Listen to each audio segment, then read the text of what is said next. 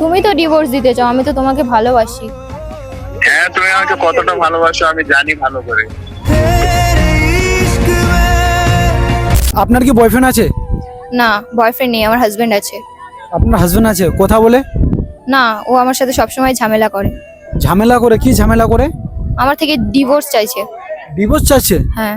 তো আপনার অত কম বয়সে বিয়ে হয়ে গেছে? হ্যাঁ, আমার মা বাবা মারা গিয়েছিল বলে আমার বিয়েটা হয়ে গেছে। কত ছোট ছিলেন তো মারা গেছে?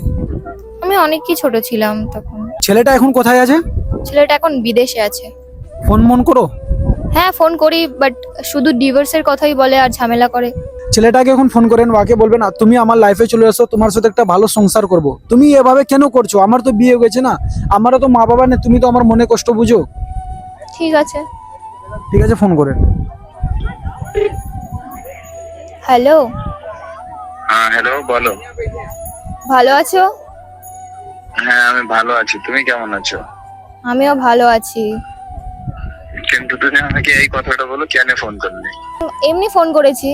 এমনি কেন ফোন করবে? আমরা তো আর এখন কিছু নেই তো, তুমি আমাকে ফোন কেন করবে? তোমার সাথে তো আমার বিয়ে হয়ে গেছে, কিন্তু তুমি আমাকে এরকম করে কেন বলছো?